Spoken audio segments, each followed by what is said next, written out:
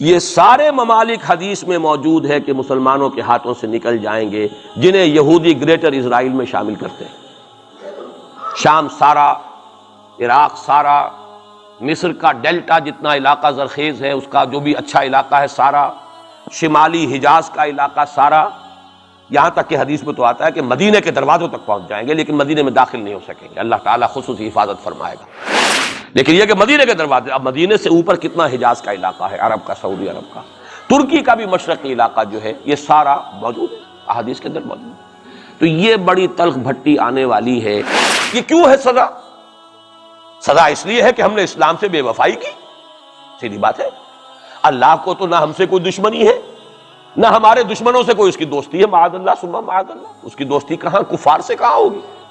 نبوکدنضر کے ہاتھوں بنی اسرائیل کو پٹوایا تھا اگر، تو کیا نبوکدنضر سے دوستی تھی اللہ کی؟ اور کیا اسرائیلیوں سے اور یہودیوں سے کوئی دشمنی تھی؟ معلوم ہوا کہ اللہ کا معاملہ جس قوم سے بھی ہے، کووننٹ ہے، وہ میثاق ہے ہمارا اللہ کے ساتھ، میثاق قرآن ہے ہمارا، ان کا میثاق تورات تھی۔ پکڑو اس کو، خذوا ما آتیناکم بقوۃ، پکڑو اس کو مضبوطی کے ساتھ جو ہم نے تمہیں دیا ہے۔ اگر اس سے بے وفائی کرو گے تو ہم سے کوئی تعلق نہیں، بلکہ تم مجرم ہوگے اصل۔ باقی لوگوں کے پاس تو کتاب ہے نہیں، شریعت ہے نہیں، دین ہے نہیں، ان کو تو پہنچانا تمہارے ذمہ تھا، تم تو ان کو کیا پہنچاتے، خود اس سے بے وفائی کر بیٹھے ہو، لہذا ساری دنیا کی گمراہی کی ذمہ داری بھی تمہارے کندھوں پر ہے۔ یہ ہے وہ جرم جس کی بنا پر سزا ملے گی، سزا کے مستحق ہیں ہم، اور ہم میں سب سے بڑھ کر عرب ہیں جن کی مادری زبان عربی ہے، جن کو صرف نحو پڑھنے کی ضرورت نہیں قرآن سمجھنے کے لیے، وہ تو از دل خیزت بر دل ریزت، براہ راست کمیونیکیشن قرآن سے ہو رہی ہے۔ وہ بے وفائی کریں تو ظاہر بات ہے مہا مجرم وہ ہیں۔ لیکن پھر غیر عرب مسلمانوں میں اس وقت روئے ارضی پر سب سے بڑی مجرم قوم 10 کروڑ مغربی پاکستانی، یہ میں ڈنکے کی چوٹ کہہ رہا ہوں اور بہت عرصے سے کہہ رہا ہوں، اس لیے کہ ہم وہ لوگ ہیں کہ جنہوں نے اسلام کے نام پر ملک بنایا۔ کوئی ملک دوسرا دنیا میں اس وقت اسلام کے نام پر نہیں بنا۔ ہم وہ لوگ ہیں پاکستان بنانے کے لیے لاکھوں جانیں مسلمانوں کی، کلمہ گوؤں کی گئیں اور ہزاروں عصمتیں لوٹیں، اور نہ معلوم کتنی مسلمان لڑکیاں اور عورتیں جو ہے رہ گئیں پھر بھی ہمیشہ ہی سکھوں کے پاس، اور وہ آئی نہیں پاکستان اس اسلام کے نام پر۔ اور کیا کیا ہے ہم نے؟ 46 برس ہو گئے، اس کہاں اسلام ہوا؟ لہذا اس سے بڑی مجرم قوم عربوں کے بعد، ہم یہ کہہ سکتے ہیں ہمارا عام آدمی قرآن نہیں پڑھتا، قرآن جانتا نہیں، ٹھیک ہے، اپلی ہے کچھ نہ کچھ، اس اعتبار سے ان کے بعد نمبر ہمارا ہے، لیکن باقی پوری دنیا کے مسلمانوں سے بڑھ کر مجرم ہیں۔ اور ہم اصل میں نہ صرف یہ کہ خود اپنے حصے کے مجرم ہیں، بھارت کے مسلمانوں کا بھی سارا وبال ہماری گردن پر ہے۔ آج میں چاہتا ہوں کہ اس کو آپ اچھی طرح نوٹ کر لیں۔ بھارت کے مسلمانوں نے، جسے آپ فرض کفایہ کہتے ہیں، نماز جنازہ فرض کفایہ، چند لوگوں نے بھی کسی مسلمان کی نماز پڑھ لی تو سب کی طرف سے ادا ہوگی، کسی نے بھی نہیں پڑھی تو سب مجرم ہو جائیں گے، بستی کے سب لوگ مجرم ہوں گے۔ بھارت کے مسلمانوں نے فرض کفایہ ادا کیا جب پاکستان بنوا دیا آپ کو، اور اس کی قیمت آج بھی وہ دے رہے ہیں، کھلے نعرے لگ رہے ہیں، مسلمان کے 2 استھان، پاکستان یا قبرستان، تیسرا کوئی جگہ نہیں۔ ڈنکے کی چوٹ کہا بابری مسجد کے بعد ایل کے اڈوانی نے،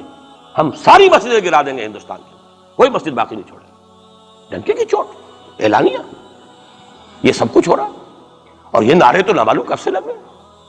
اور نہ معلوم کب سے میں یہاں ان مسجدوں کے اندر بھی اور اپنی تقریروں میں وارن کرتا رہا ہوں کہ کیا وہاں ہو رہا، لیکن ہمارے تو کان پر جوں نہیں ریگتی۔ ہمارے تو وہی دھندے ہیں، وہی کاروبار ہے، اپنا بزنس ہے، اس کے سارے مسئلے ہیں، اس کی اپنی بلڈنگیں ہیں، اپنی موٹریں ہیں، اپنے ٹیلی ویژن ہیں، اپنے کئی کورسز کے ڈنرز ہیں۔ اللہ خیر صلی اللہ، ہمیں بحث کیا اسلام سے؟ تو بتائیے ہم سے بڑا مجرم کون ہوگا؟ آج جو کچھ ہندوستانی مسلمان پر بیت رہی ہے اس کا جرم ہمارے کندھے پر۔ یہ میں جذباتی انداز میں نہیں کہہ رہا، میں تو 2 اور 2 4 کی طرح ثابت کر سکتا ہوں۔ انہوں نے فرض کفایہ ادا کر دیا، اور اس وقت یاد کیجئے مولانا ابوالکلام آزاد، مولانا مدنی، جمعیت علماء ہند کے علماء اپنے تقدس اور اپنے تدین اور اپنے تقوی کے اعتبار سے انکویسچنیبل، کوئی شک و شبہ نہیں ہو سکتا ان کی نیت پر اور ان کے تقوی پر اور کردار پر، انہوں نے کیا کہا تھا؟ یہی کہا تھا کہ یہ پاکستان بنا کر تم مسلمانان ہند کو 3 حصوں میں تقسیم کر دو گے۔ 3 میں کہا تھا، 2 میں نہیں، 3 میں۔ حالانکہ بظاہر تو ایک پاکستان بن رہا تھا نا، لیکن یہ مولانا ابوالکلام آزاد کے الفاظ تھے کہ 25 برس سے زیادہ یہ دو خطے یکجا نہیں رہ سکتے، اور 25 برس کیا 24.25 برس میں ٹوٹ گیا پاکستان، 25 برس پورے نہیں ہوئے، اور ان کے الفاظ تھے یہ کہ 25 برس سے زائد جمع نہیں رہ سکتے، 24.25 برس میں ختم ہو گیا، 16 دسمبر 1970 کو پاکستان ختم ہو گیا کہ نہیں ہو 71 کو۔ بہرحال نوٹ کرنے کی بات ہے،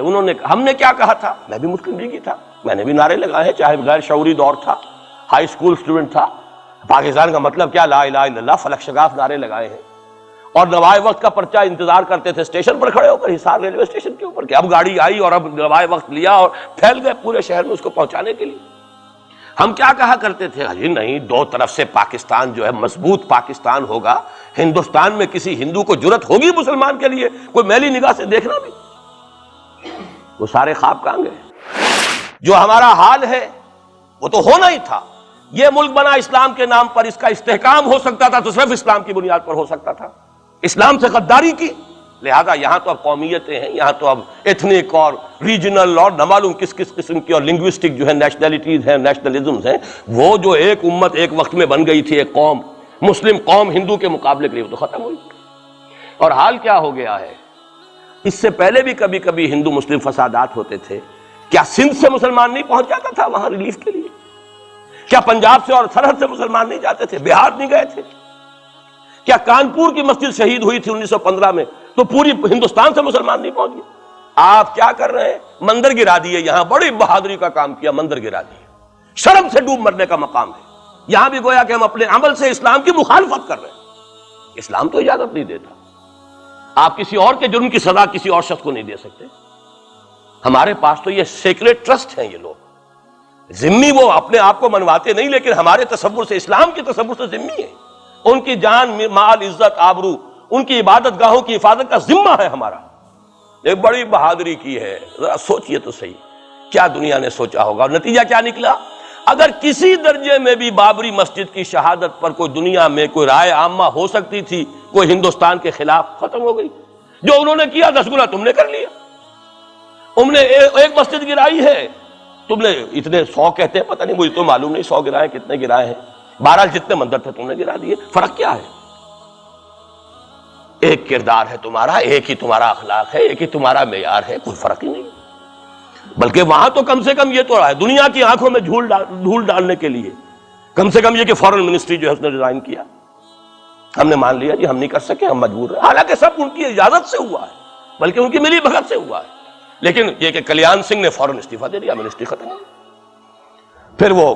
بھارت کی مرکزی حکومت نے اور بھی پارٹیز کو بھی بین کر دیا، اور اس کے بعد یہ ہے کہ انہوں نے حکومتیں بھی 3 اور صوبوں کی توڑ دی، وہ تو سرخرو ہو گئے پوری دنیا کی جو رائے عامہ ہے، ہم اس کے سوا کیا کر سکتے ہیں؟ ہمارا ایک دستور ہے، دستور میں جو بھی صوبائی حکومت ہوتی ہے اس کی اجازت کے بغیر ہم فوج بھیج نہیں سکتے، وہاں پہ صوبائی حکومت تھی، اس نے ہمیں یقین دہانی کرائی تھی، سپریم کورٹ کو بھی یقین دہانی کرا دی تھی کہ مسجد کو کچھ نہیں ہوگا، تو ہم تو اس کے اوپر ڈیپینڈ کر رہے تھے، ہے سب جھوٹ، سب کو پتا تھا جو کچھ ہوگا، اندر خانے ملی بھگت تھی، لیکن یہ ہے کہ کم سے کم انہوں نے فیس سیونگ کے لیے ان کے پاس مواد موجود ہے، آپ کے پاس تو وہ بھی نہیں، آپ کے تو اخبارات نے لکھا ہے کہ کارپوریشنز کے ٹریکٹرز جو ہیں گئے ہیں گرانے کے لیے، اور وزراء جو ہیں، ایک وزیر کا نادر پرویز کا تو نام آیا ہے، اخبار میں خبر تھی، ہم نے بھی پڑھی تھی، فوٹو بھی دیکھا تھا کہ وہ خود ہاتھ میں پھاوڑا لے کر جو ہے وہ منظر گرانے کے لیے چلے۔ یہ جو صورتحال ہے جان لیجئے، اس وقت میں آپ کو بتانا چاہتا ہوں ہندوستان کے مسلمان پر تو جو قیامت بیت رہی ہے، میں نے اپنا ایک تاثر کچھ عرصے پہلے یہاں شد بیان کیا تھا، رہا ہے میرا تاثر، اور وہ ہے اصل میں وہ لاسٹ سپر جو ہے انجیل میں جس کا تذکرہ ہے حضرت مسیح علیہ السلام نے جو آخری کھانا رفع سماوی سے قبل کھایا ہے اس باغ میں جہاں روپوش تھے